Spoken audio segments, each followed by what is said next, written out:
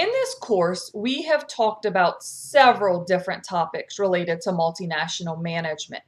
We're getting to that point in time where I want to make sure that we're doing a good job connecting the information that we're learning to real life examples and how it actually works outside of a textbook and actually how it's applied in a real world business situation.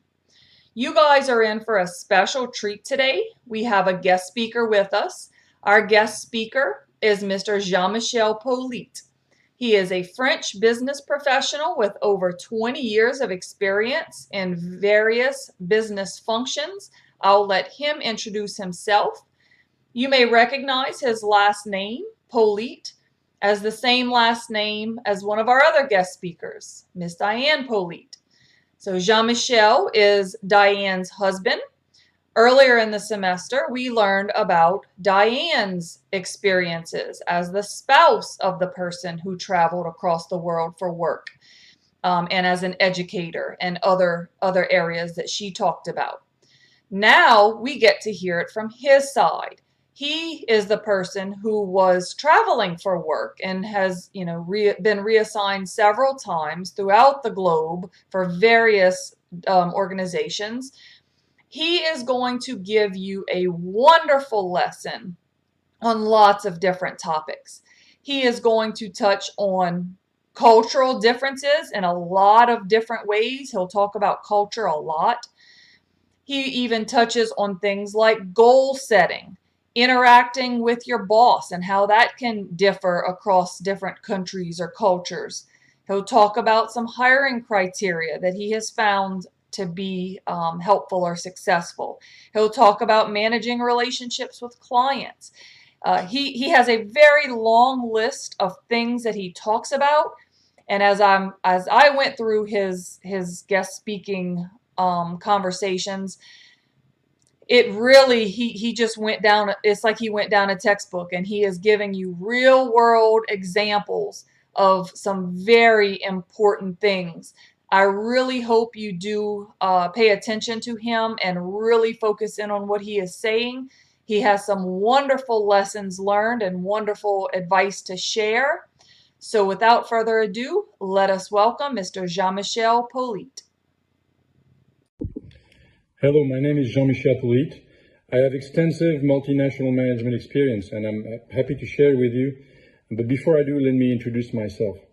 I'm a French citizen, but I was born in Morocco, Africa. When I was 7, I moved to France when I got an engineering degree in Paris. I met my wife in Paris. She's an American citizen from New Orleans. And we moved back to the US, where I got my MBA at George Washington University in Washington, D.C. After my MBA, I worked as a sales rep for a French software company in Virginia. Then I joined a Canadian startup where I first worked as a sales rep, and then I was asked to build a sales and marketing team in Toronto, Canada, to manage the North American market. So I hired and managed a team composed of Americans and Canadians. Then I moved back to France to work for Dell Computers. I was the sales director for France, Spain, and Italy, and I was managing French, Spanish, and Italian teams out of an office in France. Later in my career, I joined a French hi-fi speaker company. My mission was to develop sales outside of France, because this company had mostly done business in France. So I managed a team of French sales reps that were working remotely in Europe, Asia, and North America. And together we closed distribution deals in over 20 countries, in all continents, including in the US, in Canada, in China, in Korea, the UK, Italy, Brazil, Australia, and more. Currently, I work with a brand new startup. I'm a chief business officer, so my job is to develop the business worldwide. Our product is an age verification solution to protect children online. I'm going to sell this solution to sites restricted to adults. So the major leaders in different markets that are the social media sites, the adult sites, online gaming and online gambling sites, sites that sell alcohol or other products that are restricted to adults. So to summarize, I have over 20 years of experience in managing sales teams, doing business worldwide. And in the next videos, I'm going to share with you what I have learned along the way about multinational and multicultural management. So one thing to consider is that with internet, for many years now, people have access to different cultures because, of course, with internet, we have access worldwide to the same movies, the same books, the same music, the same news. People become more familiar with different cultures and the way business is done in different countries. Through the internet, information that you can get on the internet, but also in real life. People travel more, people study abroad, people date or marry people from other countries, so they have first-hand experience of how business and life is lived in other countries and business is done in other countries. So you would think that the way people work and manage in different countries has become more uniform from one country to the next. In fact, it's not the case. There are still very major cultural differences between different countries in the way we manage people. In the next videos, I will give some example of these differences. Hello. When you're in sales, every year managers have to present to their management, managers have to present to their directors the numbers that they're targeting to achieve for the upcoming year. And I've witnessed people from different countries going through that exercise. And I've been really struck by the fact that from one country to the next, very consistently, people from Germany, Italy, Spain, France, or other countries do it differently. Now, everybody's different. In France, people don't do things exactly the same way from one individual to the next. However, I've been struck by the fact that there is a consistent behavior by country. A profile. We could say that it's a country profile on how people do business in that particular instance, present their targets to their managers. So I'm going to run through what I've witnessed. And again, not everybody in one country does things exactly the same way, but there are some common points. So for instance, Germans, I was going through that exercise with a German counterpart once, and he said he set up very high aggressive numbers. That's what he communicated to his management. And the manager said, well, are you sure? Why do you think you're going to reach these numbers? And the German says, well, because we need to do it, so we will do it. There was no really detailed explanation. It was very matter of fact. So, this in a very disciplined way, it's almost a way to show off that, they're good soldiers, basically, and that they're going to achieve the target, very high target, because they need to, right? So, if you're dealing with German managers, sales managers, who have this attitude, I guess the goal is the best thing to do would be to challenge them on their numbers, to try to get detailed information and on how to reach, they're reaching these, they're going to reach these numbers, and maybe, make sure that these numbers are not too high and you're not going to be disappointed at the end of the year. The Italians, it's the other way around. The target numbers that they will give are usually low, very conservative numbers, and they give the excuse that market conditions are very tough. So they're basically bargaining very hard with their management. They're not afraid of doing that.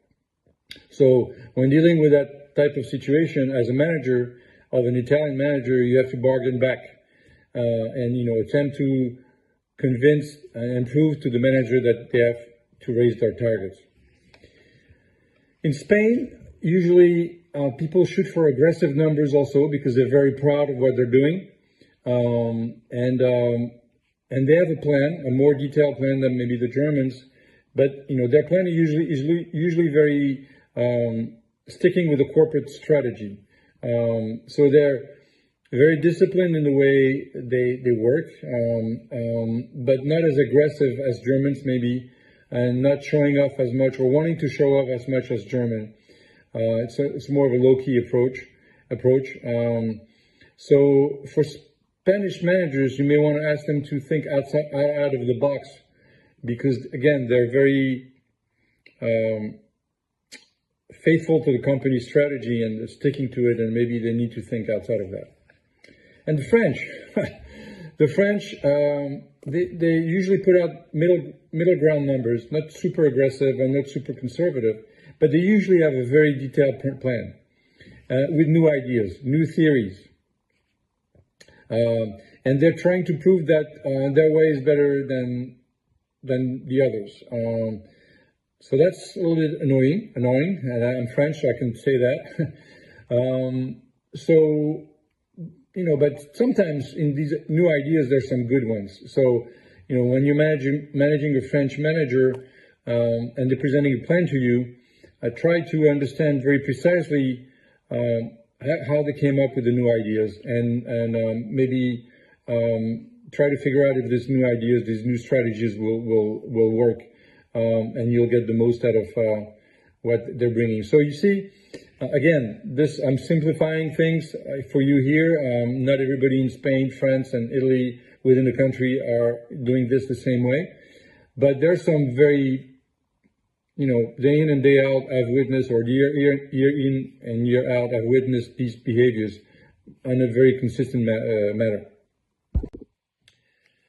So I'm going to talk about the relationship with somebody's management, between the boss and the subordinate.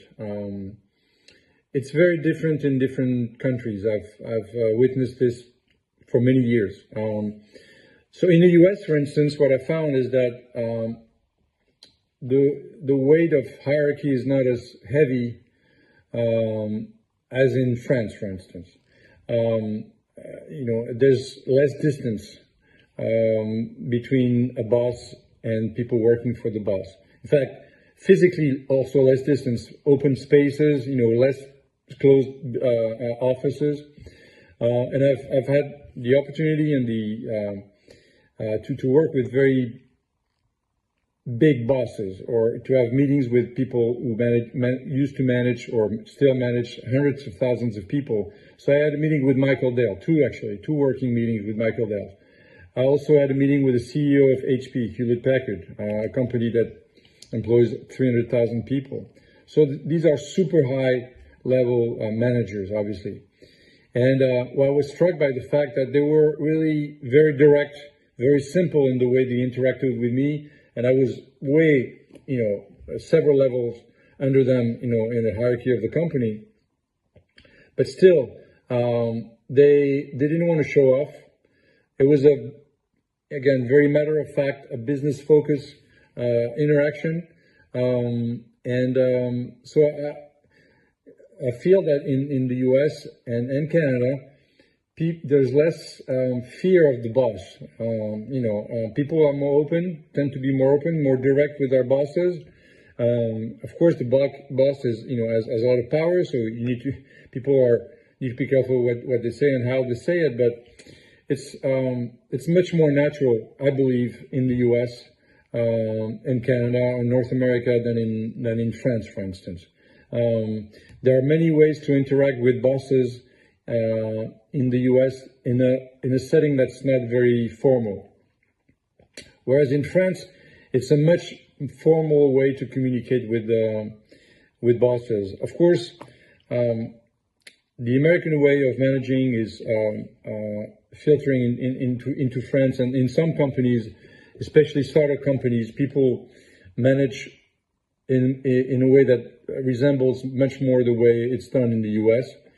But in traditional French companies, you know, the boss is in a closed office, and you have to knock on the door, and you know, you have to get an appointment, and you're less openly talking about things that maybe not going well in the company, or the questions that you may have. So it is changing, but also the bosses are allowing less input from people working for them. So there are less exchanges between the boss and their teams. So that's I believe a major difference. Although again, with time and with travels and people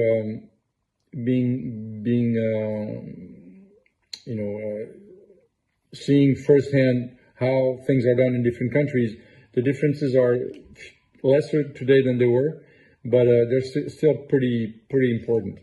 In the UK, my experience is that managers tend to not like conflict. So even if they feel negatively about you and what you're doing, they may not show it or communicate it right away. And that can be a problem because your boss can be nice to you and smiling to you and only to stab you in the back later. And I've experienced this firsthand. So it's something to be aware of. Hello again. I'm going to tackle two topics here. The first one is differences in the hiring criteria in France versus North America. In France, people when they hire you pay a lot of attention to your education, to your diplomas. It's very important, and in fact, if you don't have, very good diplomas, it may be hard for you right away to get a good job. You may down the road in your career if you do a good job in your first jobs, but it's when people look at your resume, they'll pay a lot of attention to the school you went to and the diplomas that you got, and of course they'll pay attention to what you've been doing in your first jobs, but not as much as in the US. I feel that in the US, there's much more importance given to your professional experience and your achievements, what you've done and who you've worked with, rather than your diplomas. So that's one thing to consider also when you're trying to hire people, or you want to be hired in France versus North America. The second topic that I wanted to talk about is managing a relationship not with your boss or with people in your company, but with clients. I've been in sales all my professional career, and people or clients from different countries interact with you as a salesperson in a different way. In Asia, for instance, and Asia has a big continent with a lot of different countries, and I've not done business with all of them, but I'd say in the major markets, China, Korea, Japan, clients usually don't like to say no to you. That's part of their culture. And this can be deceiving because you could think that you're doing a great job and you're going to get a deal and everything is going well, when in fact you may have lost the deal, but you don't know it because your client doesn't want to tell you, doesn't want to hurt your feelings.